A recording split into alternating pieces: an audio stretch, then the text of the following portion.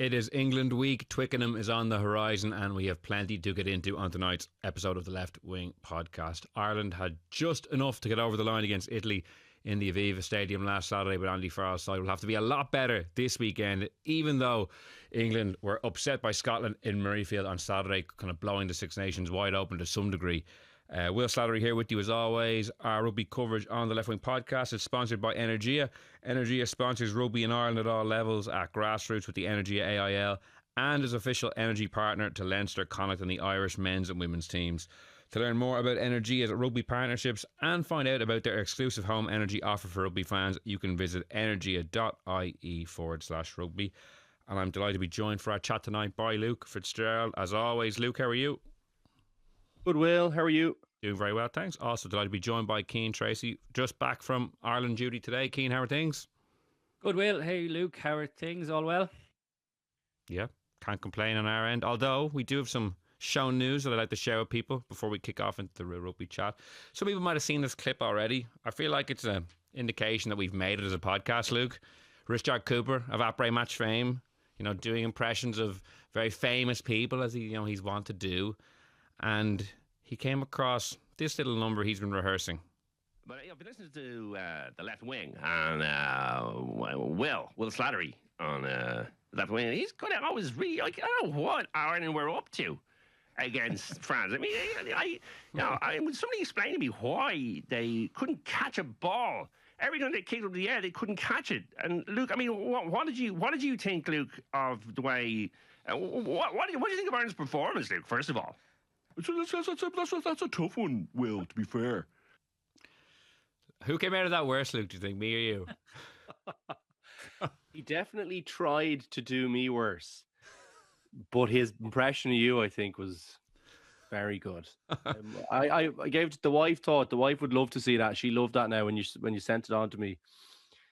She really enjoyed it, but she thought it's the voice for you. I think he really has you down quite nicely. Yeah, sadly, he definitely captured something of me for sure. As loath as I am to admit it, he captured my questioning style definitely, and my voice. If people have been pretty complimentary. Keen as an impartial observer, how would you rate those impressions?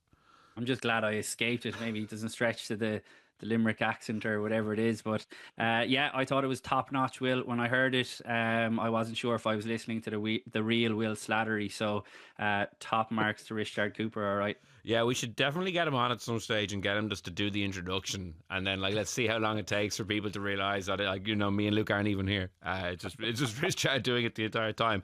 Good. Yeah, thoroughly enjoyed it. That's enough levity for now. Let's get to the serious business. Ireland 20, Italy 13. That sets the table for this week. England and Twickenham. Their loss to Scotland really sets it up brilliantly. They named their team kind of early today as well. Henry Pollock in for his first test start. Tom Curry in. A few changes there that we'll get to. But for first, before we look forward, Luke, just to look back, because I know Keane and Rudd and Sinead were talking about the game on Saturday, but we haven't heard your thoughts as yet. Did you think it was a good performance? I better not say it's a good question. No, I didn't think it was a good performance. I think I thought Italy played well. It's probably a good place to start, right? I know we're all interested in Ireland, but Italy did play very well. They look very strong. They look fit. They look organised. They look dangerous. They look really dangerous, I thought. At times they made us look fairly ordinary, and the scrum looks like it's kind of reared its head a little bit again, because even when they had kind of some fairly large personnel, behind the front three, it just looked like we couldn't cope with the power when they really turned it on. So that was a bit disappointing. You never like seeing your props, your props too far away from their feet too far away from the ground. And on a couple of occasions, they I don't know what the expression is. It's something like they got their wings. I think I've heard them say before. So yeah, that was not a good look. And they'll need to get that sorted because England do have a strong scrum, so they need to get that sorted pretty quick. So that's Italy out of the way. For the most part, sorry, yeah, for the start anyway. So they were good. I just think we're just struggling a little bit for a bit of form. Couldn't get much quick ball. Not sure the right personnel were on the pitch for me. Specifically probably 9 and 10. I don't think they're our best 9 and 10. I think it was quite clear. Like everyone, so the big talking point has obviously been Prendergast, right? And look, I wouldn't start him. He would have been my third choice at the start of the championship. But he's still a very good player. I actually thought the big difference was at 9. I really did think Gibson Park was really good when he came on. I thought he gets a good bit more. When you're it was the first game I went to without actually being kind of working at it since I retired. To be honest, and I really noticed a difference in the kicking. I thought he was so much. Like he can kick it a good bit further than Casey, and he can kick a good bit higher. And I thought when he came on, he kind of lifted the tempo a good bit. I thought that was a big difference in terms of selections. I think defensively they still got big problems. I think they're missing way too many tackles, and they're kind of sloppy there. And I think there's a good bit of room for improvement there. And what else? I think the accuracy just generally, I think it's just been quite poor. I think they're poor enough the ruck. Casey's a guy you need to give you want to be giving him a really kind of nice, clean ball. Like the best part of his game is the quality of his pass to me. Like he's such a good passer of the ball. But I think, when if it's not clear, if you're not going forward, if you're not, if you're not providing quick ball for him, I think he struggles. He's not as quick. His tempo isn't as good, I don't think, as Gibson Park's. And I think that really showed when he came on. Ireland looked a good bit more dangerous when Gibson Park was on the pitch. Look, there's a good bit to unpick there. I think the kicking is a problem for Prendergast. I thought Crowley obviously did well when he came on, bar one at the end, but that was rub the tea. But that's a big problem. Like it created lots of pressure for Ireland, having got off to an okay start. Thought they should have got a few more points on the board, but kicking from the deck, I mean, I thought Crowley was excellent when he came on. He was really good, really assured, up the pace of the game. I think everyone looked a bit more confident around him. I do think the Gibson Park thing rubbed off on him, but still he was very good, right? But I think the best kicker is not even in the 23, and I think that's a problem. I think you need to have a really good kicker. You look at Scotland, England, and Italy on the weekend, but you look at France. You've got great kickers. It's really important to have a great kicker on the pitch. Even South Africa in the World Cup. With all of their power, I know it's a good while ago now, right? But even with all the power they have, without a kicker, those matches were a good bit closer than they should have been. They weren't picking the right guy to start off the matches. An international goal, like a top-class international goal kicker, is so important. I really can't think of many top-class teams at international rugby that don't have a top-class kicker. You think your Halfpennies, your Carters. You think you're Wilkinsons, you think, all the best teams, you can think of a kicker, can't you? Even Australia, it's Flatley or it's, it's Lina, it's all these guys. So to me, it's really, really important to get that right. And both guys, as I say, Crowley was good when he came on off the deck, but they just don't inspire much confidence, I think. And Crowley's goal kicker for Munster has been very poor. So I don't know, it's an interesting one. I think we probably have an answer on the Prendergast thing. I think at the moment, to me, I think that's very clear. Just some of the issues he's having, but I think it's less clear to the coach, which is probably worrying. Great Elton Flatley callback there. God, I hadn't heard his name in a while. It's nice to hear him get a shout out. Yeah, no, he was pretty awesome then. But you know what I mean? Sorry, you know the point I'm making. You look at Ramos. Ramos is knocking them over. Finn Russell was very good in the weekend. A few of them looked a little bit wobbly, but they went over. And Ford is obviously class off the tee. So yeah, I don't know. I think you need to have a great kicker, don't you? Yeah, I'm choosing all my words very carefully now. Rooster Cooper's in my head about like how I'm asking my questions, so I'm just trying to be very, very kind of calm and not say anything too quickly. Cian, is there anything you want to jump in on kind of before we tidy up the weekend? Like one thing Luke said there that really stood out to me was he mentioned like Ireland not really taking care of the ball. Like there was so many kind of like knock-ons, fumbles on the ground, balls going to deck. And when your scrum is under a lot of pressure, like that's just amplified because you're giving Italy opportunities to really go after you in that area. Like even in that great try Ireland scored in the second half through Balakoon, like there was a tip on from Tyke Burnt to Ryan that he had to pick off his bootlaces, a pass from Balakoon to Lowe at the stop with his foot. You know, it had gone to ground and pick up, and then even Ringrose to Zashuku on the other wing, he had to kind of stop, wait, and pick it up off his bootlaces. So even Ireland's best moment of the match, I actually was like, God, like I feel like a year or two ago, those passes would have just been a little bit crisper. You know, a couple of days later, and I know you've been out there today talking to Johnny Sexton and some of the other coaches. Like, I don't know what they've been honing in on, or the other players, or anything that's kind of sticking in your mind a couple of days later. Yeah, I think just on the Luke's Craig Casey point, I think he had an off day, that's as clear as day, but I think he has been very, very good for Munster over a consistent period of time. And like, it was unfortunate for him that he didn't take his opportunity as such. Obviously, he had that yellow card as well, but I do think he has been very good. He is rated by Ireland. He obviously captained them on the summer tour last year, so I put that down perhaps to just a bit of an off day for him. I think my glass would be more half full than certainly Luke's. Because I did think there was positive elements of it. You go back to that intent piece that Andy Farrell was so angry about post Paris. I thought that was much better. I thought their aerial work was outstanding, really. I thought the back three as a unit were excellent. I thought like James Lowe, after being dropped, came back and delivered one of his best performances in a long time, actually. Balakoon on the wing, I just thought was electric. He looked like making something happen every time he got on the ball. And then I thought Jamie Osborne was rock solid at the back as well. Took his try very well. It was a really smart line that he ran off Stuart McCluskey, who has become Ireland's MVP, I think, at the moment now.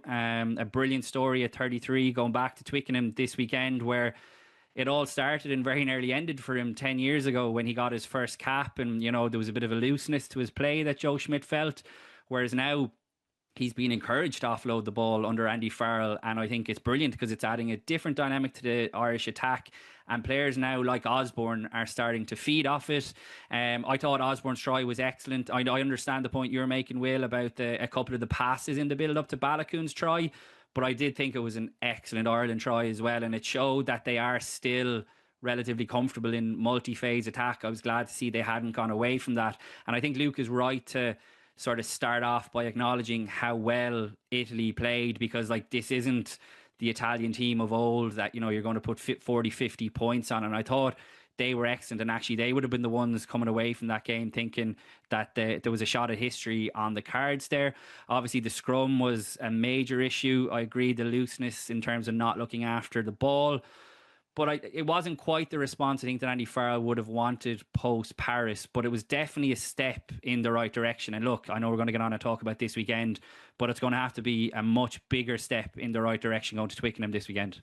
It was Italy's best ever Six Nations performance in my view. I know they've won matches before, but you know, including the previous week, but to go to the Aviva, and I know Ireland aren't as good as they've been, but like to Luke's point, like they looked really threatening. Like they only actually scored one try, but they were like fingertips away from maybe one or two more. Like the chip towards the very end, there was another chip in the first half that an offload was very close to putting a player under the post.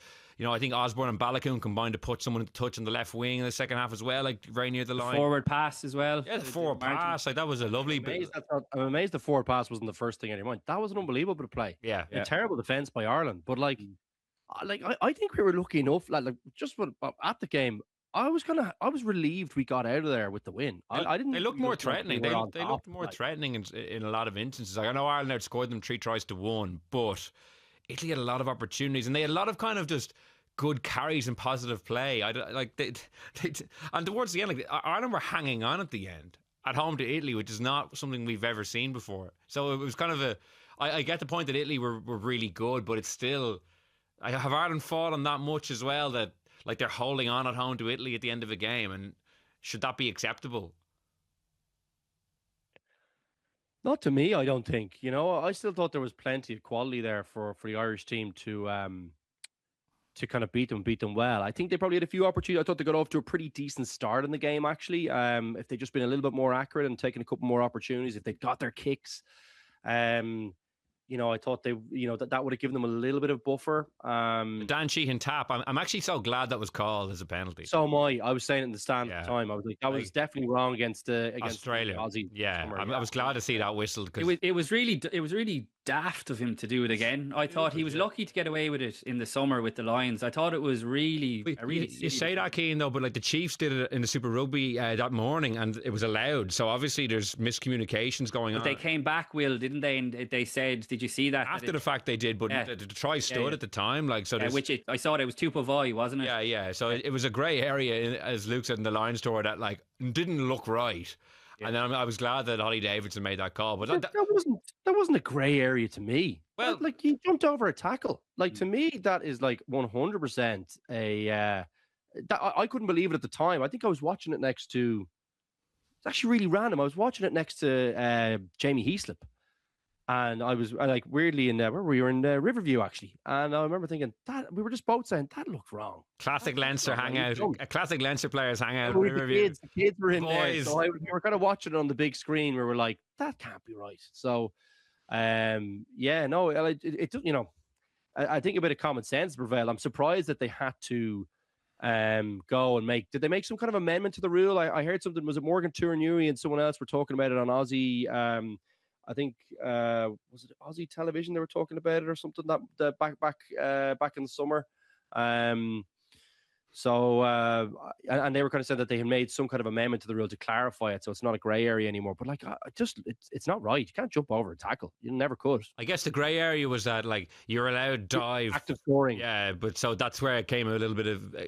Yeah, I agree with you. It never passed the eye test, so I'm glad that it was. It actually looked like Italy were semi prepared for it as well. Like they were on him like a shot. I think there was probably part of their pre-game analysis that were like, okay, if Ireland get a 5-meter tap, watch out for this. And even though it wouldn't have counted, I thought it was still like really smart by Italy because they were all over him. But I think it'll be a lesson obviously for Sheehan, but for any hooker or any player who takes a 5-meter tap like that you're just not going to get away with it. But also, it could have been costly as well. Like, I mean, if Ireland had lost the game, like you're in a really good try scoring opportunity there, and to just waste it like that, I think was silly. Because, like I said, to get away with it once, he did well. He was never going to get away with it twice. Yeah, and like they didn't end up getting a try scoring bonus point, so it was costly. You know, like I know Jack Crowley had the opportunity at the end and kicked it dead, but if Sheehan had scored that at the start, they might well have gotten that bonus point. Cian, what's your view on the out half situation? Obviously, what did Johnny Sexton have to say about it? Actually, you would have been out there today.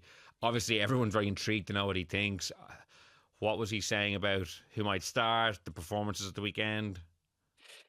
I think the crux of what he was saying, Will, was that, and he has made this point before, that there was a lot of criticism in the previous World Cup cycle, and probably the previous one as well, where there was so much reliance on one out half, i.e. him, and that now they're doing things differently, that they're going to be sharing the game time. And he mentioned 4 out halves, obviously Harry Byrne and Kieran Frawley as well. So it wasn't just Sam Prendergast and Jack Crowley. Now, that's obviously what they're saying publicly. I think most people who've been following the situation over the last year or so would have said that in Andy Farrell and the coach's mind, that Sam Prendergast seemed to be the one who they viewed as being Ireland's number 10. Obviously, that hasn't gone to plan, I think it's fair to say. And now the message seems to be that, oh no, all 4 out halves, which to be fair, they have gotten plenty of starts each in terms of Crowley as well.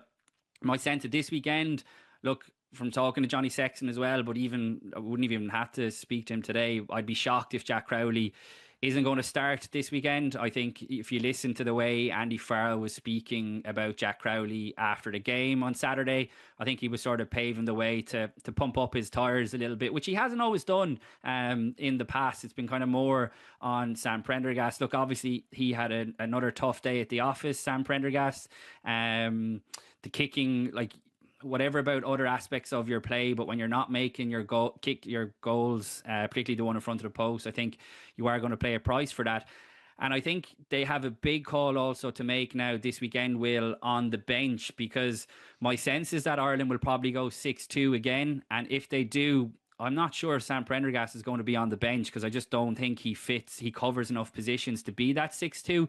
So I wouldn't be surprised if you have a scenario whereby Kieran Frawley gets recalled this week and covers on the bench. Could be Harry Byrne. They might do something different, but I wouldn't be surprised if Frawley gets recalled this weekend to be able to cover 10, 12, 15. And that in itself, I think, would be a huge call given how Frawley's international career has gone over the last while. So the way it's played out has been, I think, messy to say the least, but I do agree with Luke's point. I thought Crowley, the kick dead aside, which it was a shocking error really, but I thought I thought he changed the game along with Gibson Park when he came on. He brought way more structure and shape to Ireland's attack that had been lacking, and I thought he kept the Italian defence on his toes. I think you think of Twickenham this weekend in terms of what's going to be required in the defensive line. I think Jack Crowley is the 10 you want to be there on both sides of the ball, because you know he's going to make his tackles and you know he's got that bit of creative spark, and he looked a bit confident as well when he came on. So yeah, that's my reading of it. I agree with you on the confidence. I just thought he had like a kind of I don't know, swagger would be too strong, just a kind of a confidence about him when he took the pitch. And the first, say, like 2-3 minutes on the pitch after he came off the bench was his best 2 or 3 minutes of international rugby in the build up to that try that I mentioned earlier. Like he popped up a number of times. His passing was crisp, as you said. You know, he inserted himself well. Luke, like I think Andy Farrell has made an absolute mess of the 10 situation. Like I think he's handled it so badly, and I know he was talking after the game about the keyboard warriors and the criticism the out halves are getting, and like there's no doubt Sam Prendergast, if you like see the comments under podcasts or whatnot, like is getting a lot of I would say abuse. It's like going beyond what like would be fair criticism. But I also think Andy. Sorry. I really didn't like the cheer when he was coming off the pitch for an Irish player. I was in the stadium. I thought it was kind of nearly bordering on like there. I know I just didn't love it. Felt a bit kind of partisan for kind of an Irish, like within an Irish crowd, if you know what I mean. Like it didn't feel like it was a roar for Jack Crowley to come on. That was a part of it, but it was also a kind of that's how it felt to me in the stand anyway. Look, I've been one of those guys who's been critical of Sam Prendergast. You know, very specific part of his game. I actually look. I kind of expect to have these days off the deck. You know, like the kicking days. I kind of expect a few of them at his age. But I've just seen like very little improvement on the defensive side of the ball. So I don't think you can carry him against that English backline. They've got some big boys in there. They're very physical. Their passing's good, so I think they'll get in situations where they've kind of got one-on-ones, and I think he's got to be better there. I thought Ringrose as well has got to be better. His tackling was like he missed 4 on the weekend. I see, same as Prendergast. It's just too many tackles in kind of key positions. But like the one thing I'd say about Gary, it's never going to be a commitment issue, that kind of way. Whereas I think that's probably different with Prendergast. So. I just didn't love. Sorry to circle back. I didn't love some of the kind of the chat around Prendergast. I've obviously been harsh, but I've been keeping it specific to his game, which I hope everyone else has. And haven't though, and that's the problem, isn't it? No, they haven't. I'm just gonna hope they have. And some of this stuff, like it's bizarre for a guy who just turned 23 years old, who in my limited dealings with him is an unbelievably nice, grounded, like not an arrogant guy. And like for a lot of Irish fans to kind of turn the way, and I'm going on, online comments, which is always a sort of murky place to be judging anyway. But it's so sad, really, that like people would turn on a young Irish out half. I think it's fair to be objective and be critical of elements of his game. That's completely different. And it was telling that Andy Farrell used the term keyboard warriors. And like I sat down with his brother Cian Prendergast in Portugal last summer, and like he was just talking about some of the stuff that he's had to put up with behind the scenes, and apparently it's been in real life as well, people making comments to him. I don't know where people get off, really, as in it's so surprising for like I just don't understand like what he's done wrong. It hasn't been his fault that Andy Farrell has hitched his wagon to him, and he's been the one who's sort of putting him out front and center. It's left a really sour taste, and I know people will say, oh, the media have played a part in that, but Andy Farrell was the one who anointed him, for want of a better word, and we can only report on what we had seen. And when he came onto the scene, he had lots of good games. I think back to the Murrayfield game last year. But I agree with Luke. Unfortunately, the rate of improvement just hasn't been enough. And it sounds like now he might be taken out of the firing line, which might be the best thing for him right now. And I think, look, a lot of the vitriol has probably come from, I think some of the treatment of maybe the other 10s. I think there was a feeling that maybe, I think that's fed in. I'm glad because Andy Farrell, I think probably, he's pointing the finger at everyone else. But I do think that it didn't feel on the outside, particularly in the media, that, when he was talking about the other players, that there was kind of an even, he was measuring them kind of, on an equal basis. I think some of that he might have been trying to manage it because I think he was trying to bring in a younger guy. He was a little bit younger than the other guys that were in there, and maybe he was trying to manage that a little bit. But my feeling is that he might have got the messaging on that wrong. I felt like he treated Crawley very harshly. I thought he treated Crowley very harshly, who'd been very good for him. Hadn't played that great in South Africa, but he was, he won a Six Nations with him only a couple of months before, and I think that one didn't sit right at the time to me. And I think, look, the one thing I'd say is, you just can't, in the big games, you can't carry people who are not going to tackle. I think people rugby people are passionate about the kind of physicality in the game, and some of the smallest players on the pitch, you look at Dupont, you look at, Faf de Klerk, these guys, they put it in. And people love that about rugby, is that everyone, puts the body on the line for the most part. I think that's definitely created some of it, Cian. So he's created a little bit of that himself. It's a really high profile position. So there's a bit of Farrell, there's a lot of people out there. There's people like me who are ex-players who've been critical of that part of his game. A little bit on the player, as always, because you put on an Irish jersey, people are expecting you to put the body on the line, and if you don't see that, that's going to create a bit of tension for you and challenges. So bit of everything in there, Cian. I think it's easy for the coach to point the finger elsewhere, but I think he hasn't helped himself either. Yeah, just to come in on Farrell's. Could I come in for a second, Cian? Yeah, just on the Farrell piece of it, I do think that the way Prendergast was elevated to the team did kind of we raised questions about this before he'd even played for Ireland as a kind of unusual pathway. He'd never started a Champions Cup game for Leinster, so to be starting for Ireland before even kind of getting any kind of proper experience at Champions Cup level was very, very rare. And there was a feeling that he hadn't really earned his promotion, that kind of fans were a little bit perplexed by. And to Luke's point, that kind of allied to that was maybe the fairly harsh words that were said about Crowley and kind of him being cast aside and Frawley just being thrown out after that bad performance, whereas Prendergast was given lots of room and rope in the team, even though he hadn't actually proven anything up to that point at club level, really. Farrell was asked, do you have any regrets about how you handled it? And he said, no, I've no problem at all. He was playing outstanding rugby and he will continue to do that. It's debatable to say he was playing outstanding rugby at the time because he hadn't played any rugby. He hadn't played for Leinster in a big Champions Cup game. So, he could easily say, I've no problem with what I did. The potential was outstanding. But to claim he was playing outstanding rugby, I don't think holds up to scrutiny because he hadn't played. He'd started 8 URC games for Leinster. That's not a body of work that would indicate, he's proven himself and he's ready. Now, he could have been ready, but it hasn't really turned out that way. Cian, were you going to come in? Yeah, just on that point, Andy Farrell has a huge amount of credit in the bank when it comes to, fast tracking players. And I think in hindsight, obviously publicly, that's exactly what he said, Will. But I wonder in hindsight, privately, if you'll wonder, I did push this guy a little bit too soon. And now, if it's going to be Crowley, as we suspect, to start this weekend, and Crowley had his opportunity in Chicago last November as well, didn't quite go as well for him.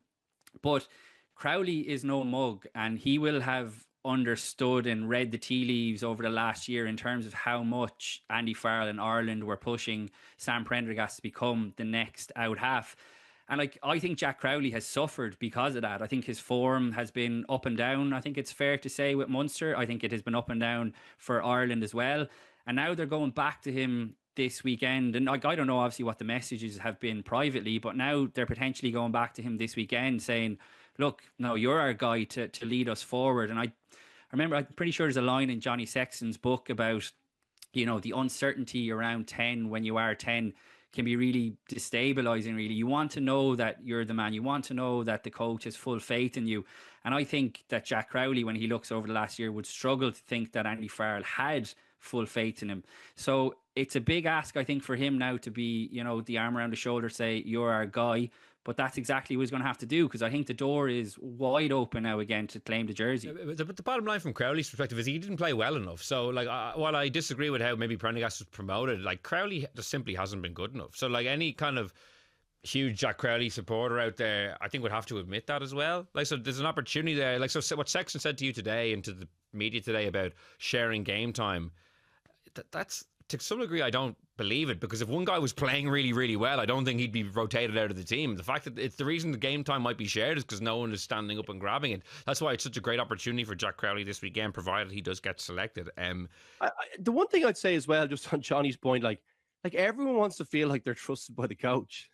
Do you know what I mean? Like, that's every player feels that way. That's not just a 10 thing.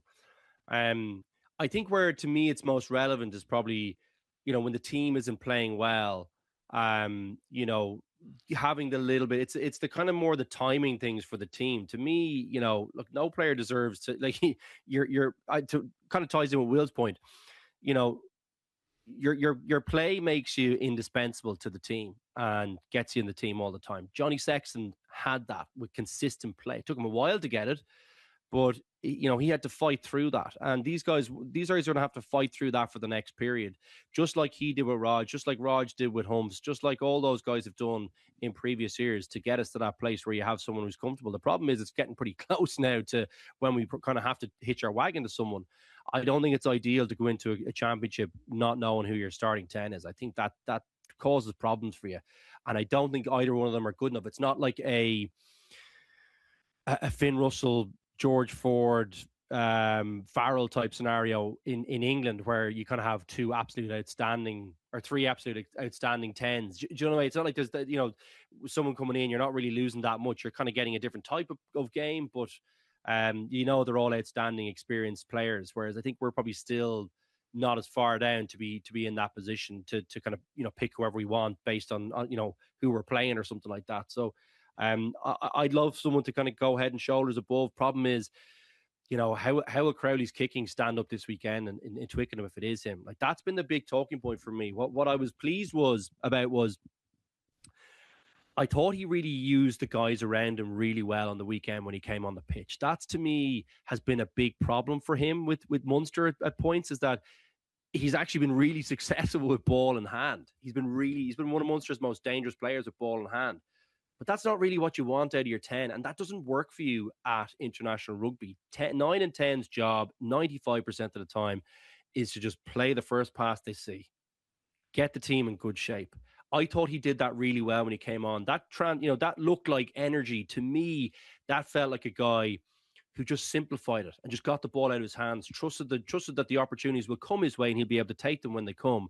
But facilitate the team, facilitate the guys around him. And that's why it looked smoother. That's why it looked energetic, is because he simplified and got the ball out of his own hands. I thought he did that really, really well. Yeah. Luke, can I just make a quick point on that? I think it's a really, really good point. And I think, Luke, that's part of the reason why Munster have been moving him during games to fullback and putting JJ Hanner in a 10, is that they feel like, he's almost going to create something more from the backfield when he has that bit of time. But and this has been the criticism, I believe, internally of Jack Crowley, is that in terms of following the game plan that Ireland have set out, sometimes he tends to go a little bit off script. And I think you're so right. He just fitted in, wasn't trying to be a hero, played his passes, took the ball to the line. And I would imagine, like Andy Farrell was saying to him, that's exactly what we want to see from you. But like, from Crowley's point of view, if I was to put myself in his shoes, I do wonder if, the times where he maybe does go off and does a bit of a solo run or tries to create something out of nothing, I wonder if that's born out of a bit of like a feeling that I have to do something here to like impress the coaches to get back in, instead of actually just focusing on the basics, which, as we've seen, both ends have struggled with over the last while. So I think if he comes in this weekend and, just as you said, Will, facilitates people around him, brings his own threats to the game, of course, but facilitates the guys around him, that will be a massive step, I think, in the right direction in Andy Farrell and the Ireland coaches' eyes. Yeah. Well, that's the out-half situation. Now let's discuss who might start against England. So the team this weekend then, Cian, you mentioned James Lowe earlier and how well he played. I thought it was one of his best performances for Ireland. He was so full of energy, so lively, so physical as well. Like, kept his feet really well on a couple of occasions when he could have been running the touch in the first half, and then towards the end when they almost got that bonus point, like, he was about 15 metres ahead of his support, but he was able to kind of stay on his feet until the cavalry arrived. And you saw what that kick in the arse of being dropped did for him, and now you're looking at what other levers Andy Farrell could pull for the team this weekend. Like, I kind of wonder, like, is there a place to get Josh van der Fleer back into the 23 potentially? Purely because I want to see if this can be harnessed with him as well, like a guy who we know is a great player, and potentially after being dropped and the hurt that might have caused. Problem is, where do you squeeze him in? Because Timoney has been really good, and they've obviously put Caelan Doris to 7, but like other players who might be vulnerable this week, like Dan Sheehan, I don't think had a good game again. He's struggling this season. I thought Kelleher was very impactful coming off the bench. Like, what do you see in terms of who might come in, or what other kind of ways Andy Farrell might go? So what we're talking on Tuesday evening for anyone who's listening to this on Thursday when the team gets named. So from this early remove, my sense would be, Will, that the back three will remain the same, the centres will remain the same, providing that Gary Ringrose's knee injury, which the RFU have said he's fully fit, but it looked like he took a bad bang to it, obviously got strapped up at the end of the game. Providing he's fit, that won't change. I think both halfbacks will change, Gibson Park and Jack Crowley to start. I have a feeling that the front row might change in its entirety. I wouldn't be surprised if Tom O'Toole gets a start at Lucet. I thought he was excellent when he came off the bench last weekend, really helped shore up the scrum. Like, this is something that Ireland have been really keen to have a look at. Obviously, he plays tight head for Ulster, but they've been really keen to have a look at him at Lucet. He has done it in the past, and I think they'll look at this weekend as a chance to really test it from the start. I agree with you on Dan Sheehan.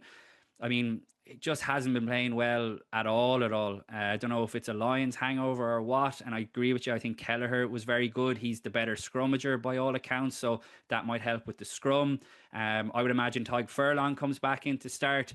And then the back five of the scrum, if we take that in its entirety, I just don't see a world where Ireland go to Twickenham without Tyg Byrne in the team. I really think he comes back in. I think it's a case of whether he comes back into the second row or plays at blindside.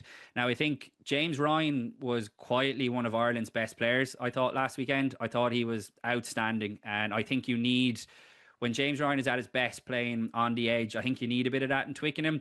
Joe McCarthy was an improvement on Paris, but still nowhere near his best. But he did come into the Six Nations as one of the foreign players in the country, and I'd be reluctant to take him out of the team. He needs that kick up the arse. He does. He really does. He has not been good the last 2 weeks, and I like people talking about the scrum and the power he brings there. The scrum was destroyed at the weekend.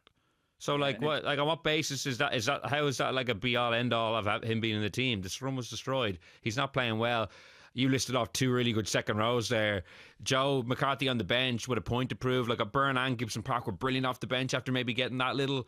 There's been kicks up the arse going left, right, and centre. In the high performance centre. But I think he needs to be on the bench. Yeah, I know exactly what you mean, but I don't know. I still like Joe McCarthy, and I think going to Twickenham, I'd like to have him in my team. But then come to Cormac Izuchukwu, who I thought was very, very good last weekend. His line-out defence was awesome. Apparently he was running that all week in training. Didn't quite get to see him in open field. Obviously he had that run in the build up to the try down the left flank, and I don't think he deserves to be dropped by any means, but I thought Doris was actually quietly good as well, and Jack Conan. So I think Tyg Byrne comes back into the team, and it's just whether he goes to 6 or whether he goes to the second row. So what's that, about 5 or 6 changes again in total? That would be my sense from this remove. I don't know what you think. Luke, what's your view on the back five? Like, that's going to be so important. And I know you wanted Doris at 7, and they went that way in the end. But like, going into this weekend, how would you kind of pick that? I don't think I'm touching the pack. You'd like to see Byrne in there, but I'm not necessarily seeing a justification for that yet. And I didn't really see it when he came on. As in, like, he was good when he came on, but I didn't think it was like game changing good or eye catchingly good. And I didn't think anyone was kind of that bad in the pack that they need to be dropped. I mean, I think, look, Lockman's a bit of a problem around the pitch. But other than that, I mean, no, I'd like to see Izuchukwu go again. It's your first, I'm not going to say it's not obviously not his first cap, but it's kind of like it. And I felt like that's really, it can weigh on you heavily. I think I'd like to see him have another go this week, just with a bit of a bit of fresh, a bit more comfort in the team, that kind of way. Like he still obviously feels like he's kind of new enough into the kind of first team, if you like. So I would go again with him, and I'd use Byrne off the bench, I think. So I know you're not going to like that, Will, because I get the point of McCarthy, but I just like the power in there. And I thought Ryan, I'm so glad Cian mentioned Ryan. I thought he was really superb. His work in the contact he was so aggressive in there, punching through holes himself. Really, really excellent body height at the ruck and technique. He was really, really super there. So I liked him in there. And I think everyone, I actually agree with nearly everything Cian said, bar maybe the Byrne thing. I'm potentially I still keep Sheehan in my team.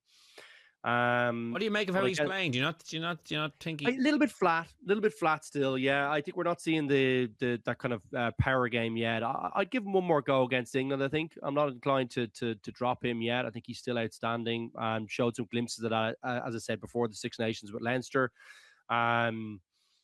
But it's been a sluggish start since the Lions. I think he hasn't really got up to his kind of usual the usual levels maybe, but I also think that's probably a function of where the team are at a little bit too. I don't think that's all him. They haven't been creating great opportunities. They've been, the ball handling's been pretty shocking. I think the rucking has been pretty average, I think, for a team that were great at those two things.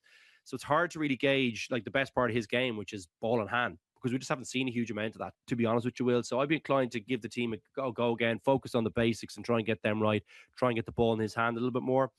Sorry, obviously Furlong comes into my team at tight head. Sorry, I should have said that. Maybe that's not obvious, but to me, I think he still comes back in. And yeah, I would make those changes at 9 and 10. And then you're probably coming to the bench, which is probably, to me, probably the more interesting part is, what happens if you go 6-2 split? And I think they will go 6-2. Yeah. A Dogbo, obviously, in the mix to be on the bench again this weekend. Nick Timoney, I thought Nick Timoney... He didn't look unbelievably fit to me. Now, I know it was a long passage of play at the end, but a Dogbo, I want to find a reason to get him in.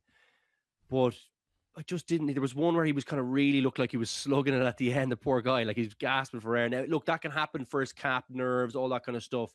So it could be a little bit of that. But like Munster, in fairness, haven't been, like they've been kind of using him off the bench too. And international is another level up. So he did really help lock out the scrum though when he came on. I thought the difference that he made in terms of just shoring it up, but a pure weight behind Tyg Furlong was really impressive as well. Obviously, he gave away the penalty, but like he puts himself for such a big man into unbelievably good positions around the breakdown. It probably was a penalty, but he was slightly unlucky there as well. But he looked good. Look, I'm bullish on him. I really like him. I just think at the end, I was kind of player camming him for, I think it was the big break down the left hand side towards the end of the game, and he was kind of. Well, he wasn't moving at any great pace, put it that way, and he'd only just kind of come on. So I just wonder, like the game will be played at a high pace in Twickenham. I know there'll be a lot of kicking, but that's kind of for the forwards. That's back and forth running, and I just wonder, will he? Is that too big an ask at this stage? Is it Italy for me? And maybe you find someone else. Maybe that's where. Yeah, I don't know. He was the one guy I was thinking, is this going to be just too big a step up too quick for him? Is Italy nice? He can see the level. He knows he's got to go to that next place fitness-wise. When he gets back to Munster, and we kind of see him, I think we definitely see him as part of the barring injury, part of the World Cup squad for me. Really, really bullish on him, but I just wonder, is it a bit too soon fitness-wise for him? That's just a thought on it. It was just, I player canned him at the very wrong moment. After a big pushing and shoving, and there's a break, that's never a great time to maybe be player camming a tight forward. You just don't know what kind of pushing and shoving they've been doing. But that was something that I was watching. I thought, I wonder should does he step back now? But because they might look at England's team today where they've picked two back rows on the bench, as well as a second row, and say, do we go with two back rows on the bench like Timoney and maybe Van der Fleer? Because I can already see the buttons Farrell might be pushing with Van der Fleer. He was obviously dropped out of the 23 last week. The England back row is Henry Pollock, Tom Curry, Ben Earls, three guys in the Lions tour up against Van der Fleer. Van der Fleer didn't get in ahead of any of them, you know, in the test team. I can see in my mind's eye like a big Van der Fleer performance. You wouldn't if we're talking about the bench still, are we? Will, in terms of Van der Fleer, like, would you have Van der Fleer and Timoney on the bench? I'm not sure you would. They're both really out and out sevens, so I think there's only space for one of them. And I think Timoney over the first 2 rounds has been excellent off the bench. Yeah. So I struggle to see actually Josh Van der Fleer. It's a good point that you make in terms of pushing the lines button, but I wouldn't be shocked if he's not in the 23. And even if you can get, you know, 15, 20 good minutes out of Edwin Adogbo, I personally would definitely be sticking with him. I'd be keeping him in there to get that impact off the bench and try and get him a few caps during the Six Nations so that come next year, you know, he's not a greenhorn anymore. I think he can be a real point of difference for Ireland, as we saw glimpses of in terms of the power that he brought to the scrum. Yeah, I don't think Van der Fleer will get back in. It's just I've now become enamored with this dropping a player and bringing them back in and seeing this kind of James Lowe is well, that's it. James Lowe played the best rugby he has in a long, long time, and there's a lot of guys in this team who could do with that kind of jolt. You know, as we've listed them already. Like I've said, Joe McCarthy, Dan Sheehan, even Gary Ringrose, you mentioned, Luke, like is not playing well. Like Tom Farrell's obviously not going to start this weekend ahead of him, but if Ringrose is injured and Farrell does come in, like Ringrose could probably do with a kick up the ass as well. Like, you know, a few guys need the James Lowe treatment, I think, to get back to their best. And it's not possible to drop everyone and bring them all back in, obviously, week on week. But there's a couple of guys there that I don't know how Farrell is. Bring in could Prendergast come back in? Cian Prendergast, yeah. Who are you getting rid of? Like I feel like good in the loose. I feel like he's quick. I just think Ezechukwu is a better player if they're both going head to head for 6. I just think Ezechukwu good. On the bench, on the bench. I like Tim. Give you real mobility. I don't know. I think Timoney has been very good. Like Tyke Byrne was obviously on the bench as well at the weekend if he's there again.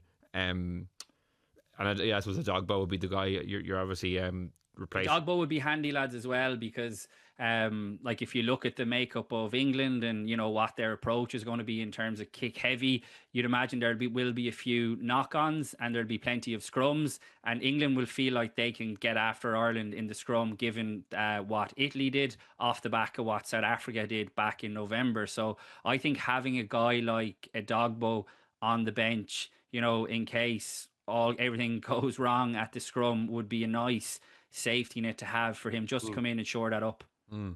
And where are we on England now after last weekend, Luke? You know, obviously I think we were all in agreement that we thought they were being pumped up an awful lot by the English media. Were we?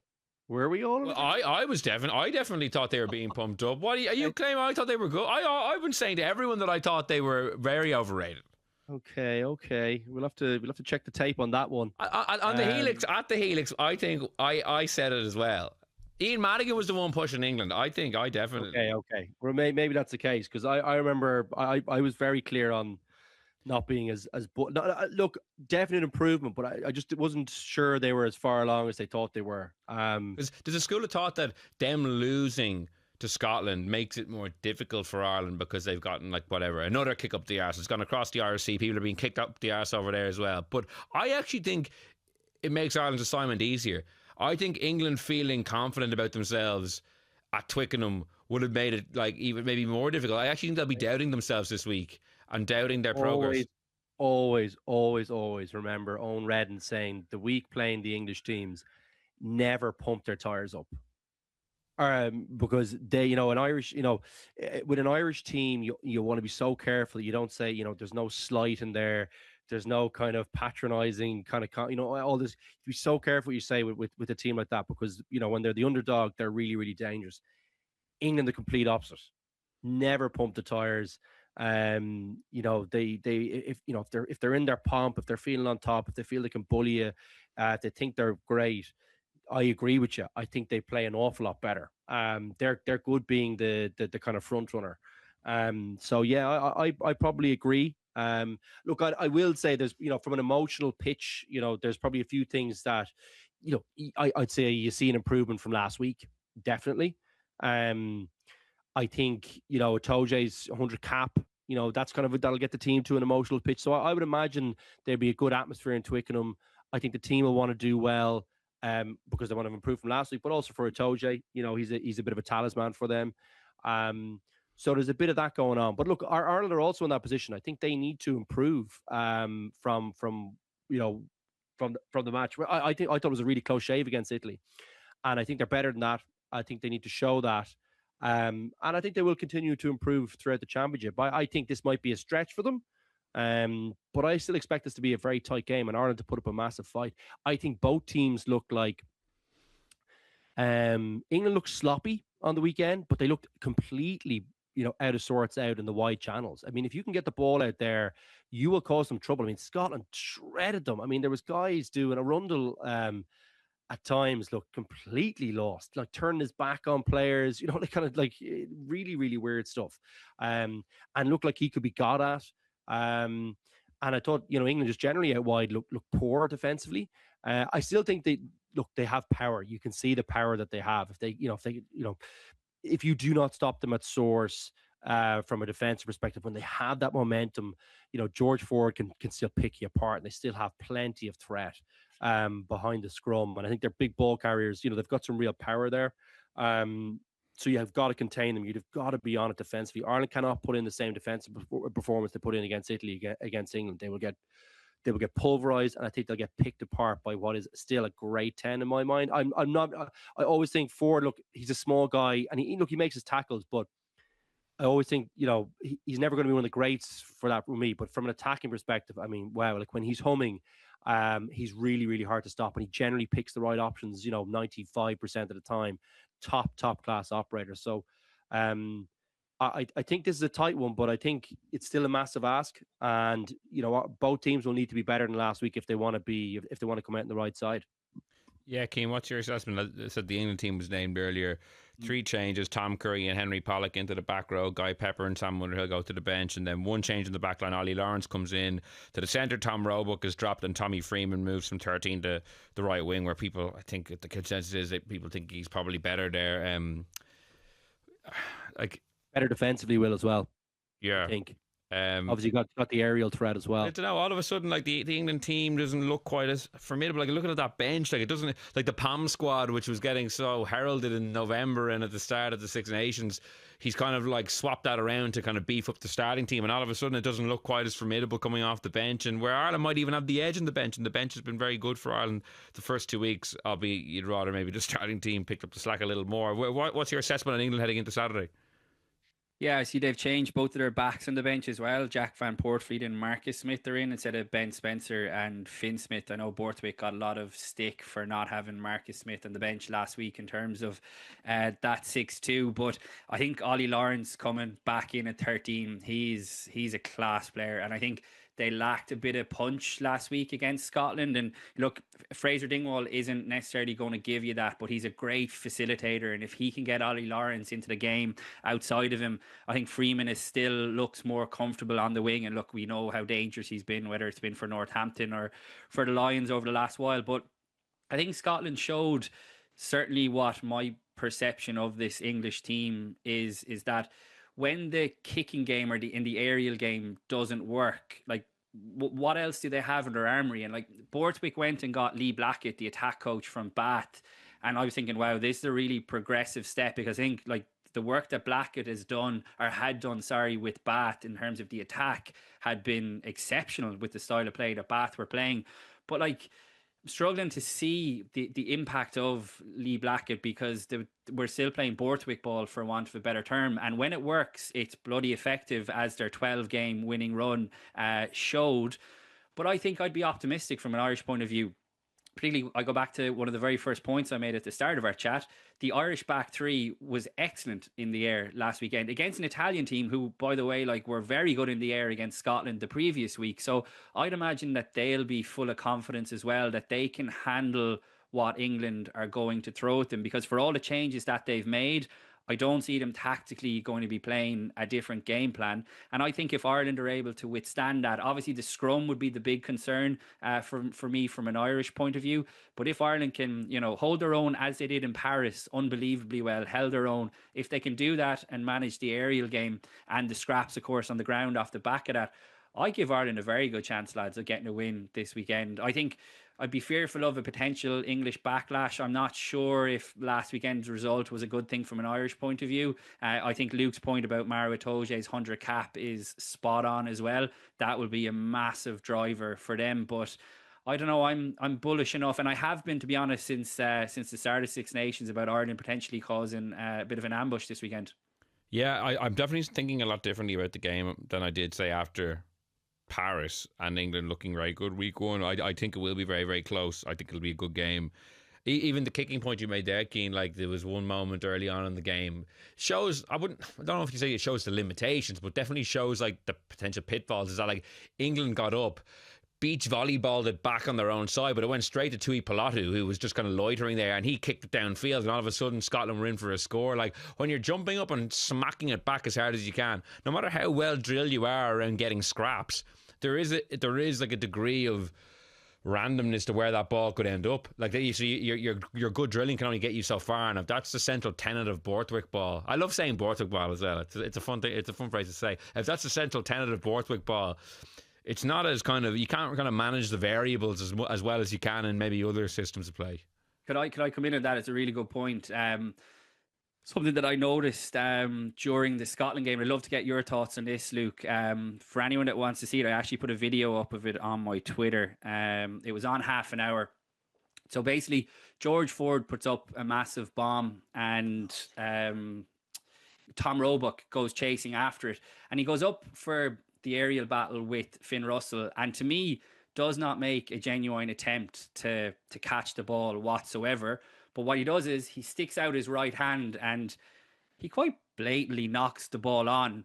And what happens then? It's a scrum to Scotland, and England were already on top in the scrum. England won a scrum penalty against the head. They kicked for the corner, and Scotland did very well to turn over the maul. So I wonder, and again, I'd love to hear your thoughts on it. If you're a team with a dominant scrum and you're playing that kick-heavy approach, will coaches say, okay, if you're not going to win the aerial contest, make sure you knock it on, because we'll take our chances at the scrum, which is exactly what happened there. Like, if that was at the end of the game, lads, and it had been a tied game, like, England could have taken the 3 points on offer and won the game. And I wonder if it's something that World Rugby and the lawmakers will have a look at to tighten up, because I think it's a bit of a loophole there that could be exploited. I don't know what you think, if that makes sense in terms of what I'm saying. No, 100% agree with you, because it happened a few times to me when I was playing as well. You know, guys just putting the hand up. But, you know, I think the only way you could really adjudicate on it is probably, like, you're probably getting the weeds here now, but like, what way is the hand? You know, is the hand forward or is it back? You know, if you're trying to win it back, then I think, you know, it's probably a genuine attempt, and I think that's fine. But if it's forward, or if, as you say, if the hand isn't kind of directly up, I would say, yeah, I think definitely they should try and ping that. I think there's definitely, like, South Africa will definitely be looking at that. They will be figuring a way to find more ways to have scrums in the game, because it's their big advantage, particularly in a tight match. So I agree with you. I think it's a good spot by you. And I think they do need to look at that. Interestingly enough, you know, I had a conversation with, you know, about this recently with someone who,